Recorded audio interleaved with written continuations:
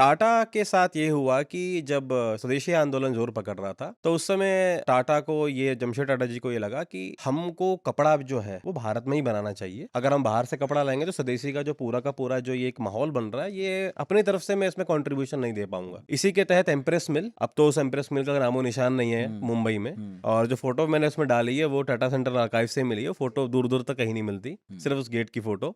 वो एम्प्रेस मिल अब कहीं नहीं बची, वो एम्प्रेस मिल स्थापित करी। अब वहां ये पेच पड़ा टाटा के साथ कि माल तो हमने बना लिया, अब माल भेजने के लिए जिस माल को जो बेचना है, जब हमको समंदर पार करना है, तो जहाज अंग्रेजी हैं। अब दिक्कत ये होती थी कि अंग्रेज उस कंपटीशन को बिल्कुल तोड़ देने के लिए अपने मनमर्जी माल भाड़ा लगाते थे। तो कपड़ा महंगा हो गया। कपड़ा महंगा हो जाता था, अपनी मनमर्जी मान लीजिए कि कभी 2 रुपए कर दिया, कभी 4 रुपए कर दिया।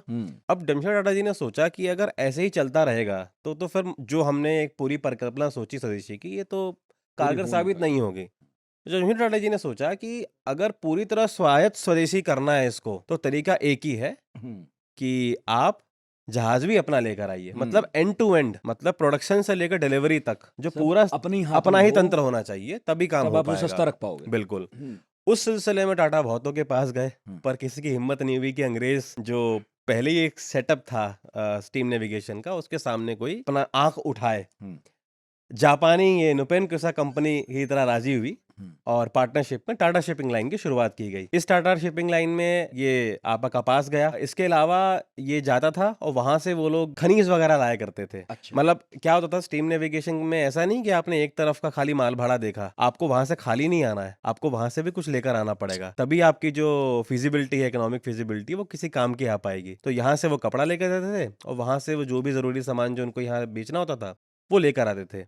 प्राय उसमें खनीज हुआ करता था, जैसे ब्लेड वगैरह, ग्लास वगैरह की चीजें इस कहाँ तरीके से की। कहाँ चलते थे जहाज? पहला तो आपका लंदन वगैरह यूरोप चला करते थे, और दूसरा आपका ये साउथ ईस्ट एशिया इस वाले पार्टी में चला करते थे। प्राय जो जहाज के तंत्र जो भारत से चले हैं स्टीम नेविगेशन कंपनी के, वो या तो आपके पश्चिम में ब्रिटेन तक के लास्ट रहे हैं, और इधर आपका क्या बोलते हैं रंगून वगैरह तक। अच्छा। यही आपका मतलब ताना बाना कुल मिला के चला करता था, हम्म, और यही जमशेद टाटा जी ने भी किया। इस सिलसिले में जब चीज़ें चलती रहीं, तो कुल मिलाकर मामला इतना विकृत कर दिया अंग्रेज़ों ने उनके शिपिंग लाइन के लिए कि उनके सभी तरीके के, अब आप फेयर बिजनेस के नाम पर कुछ कर नहीं पा रहे, तो अब पॉलिसीज़ के साथ छेड़छाड़ करी जाने लगी, और वो पॉलिसीज़ के साथ छेड़छाड़ इतनी ज़्यादा उनके लिए प्रतिकूल हो गई कि कुल मिलाकर उनको एक बहुत दर्द भरा पत्र लिखना पड़ा। उस समय के जो कंट्रोलर थे बिजनेस एथिक्स के, मैं उसका नाम भूल रहा हूँ, उसका एक बकायदा एक पद का नाम है, और वो उसमें लिखते हैं जमशेद टाटा जी कि आप लोगों को, मतलब अंग्रेजों को ही ये संबोधन करके लिखते हैं कि आप लोगों को ये चाहिए था कि अगर आप हमारे ऊपर अपना समझकर शासन करना चाहते हैं, तो आपको हम जैसे भारतीय व्यापारियों का साथ देना चाहिए था। हम्म, हमको पनपने में आपको सहायता करनी चाहिए थी।